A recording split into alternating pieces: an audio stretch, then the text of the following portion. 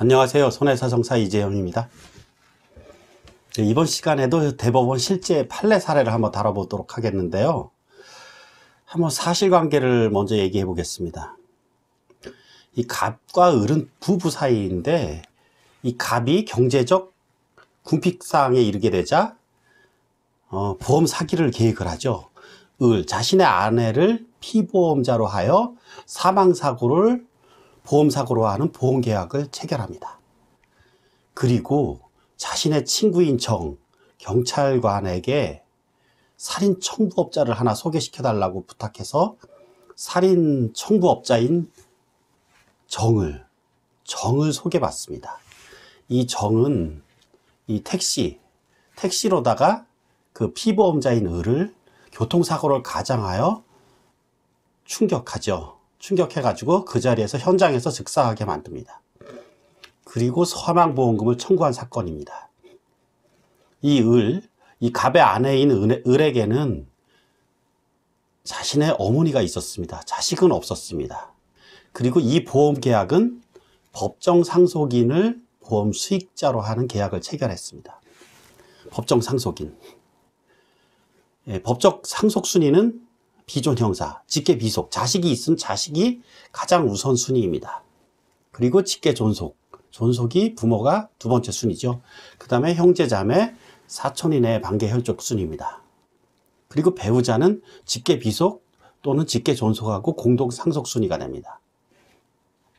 이 보험계약에서 법정 상속인 남편, 배우자죠. 그리고 자식이 없으니까 직계 존속인 어머니, 한 분 살아계신 어머니가 공동 상속인이 됩니다. 이 사건에서 문제된 사안은 크게 두 가지죠. 쟁점. 이렇게 부정한 목적으로 체결한 보험계약의 효력을 어디까지 인정할 것인가? 이것이 절대적으로 무효 사유가 될 것인가? 아니면 상대적으로 범행을 계획한 사람에게만 무효가 될 것인가? 두 번째, 이 사건, 범행 계획을 모르고 있던 어머니는 과연 보험금을 청구할 수 있을 것인가? 한번 판례는 어떻게 내렸는지 한번 알아보도록 하겠습니다. 우리가 부정한 목적, 살해할 계획, 이 보험이라는 것은 우연한 사고로 인해서 거액의 보험금을 받을 수 있다는 이런 속성 때문에 항상 도덕적 위험을 안고 있습니다. 이러한 계약까지 이것을 효력을 인정한다면 보험의 사행성으로 인해서 보험 사기 또는 범죄 행위는 더욱 기승을 부리게 되겠죠. 당연히. 이러한 법률 행위는 당연히 그 효력을 없앨 필요가 있습니다. 민법 103조에 나와 있죠. 반사회 질서의 법률 행위. 선량한 풍속, 기타 사회 질서에 위반하는 내용으로 하는 법률 행위는 무효로 한다. 여기서 말하는 무효는 처음부터 효력이 없었던 것으로 다루는 것이죠. 취소는 소급하여 효력이 없었던 것으로 다투는 법률 행위임에 반하여 무효는 이러한 법률 행위 절차 필요 없이 처음부터 효력이 없는 것입니다.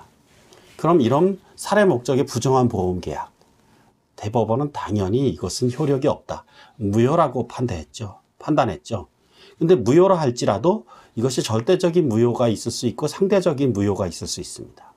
절대적인 무효라는 것은 누구에게나 다 이것은 공통되게 효력이 없는 것으로 취급하지만 상대적인 것은 선의의 제3자, 모르는 사람의 경우에는 그 효력을 인정해 줄 수 있는 것인데 대법원은 어떻게 인정했을 거예요? 여기서 법정 상속인으로 그 범행을 계획한 남편뿐이 아니라 그 어머니가 있었습니다. 피보험자인 아내의 어머니. 이 아내의 어머니에게까지 효력이 없는 것으로 할 것인가, 보험금?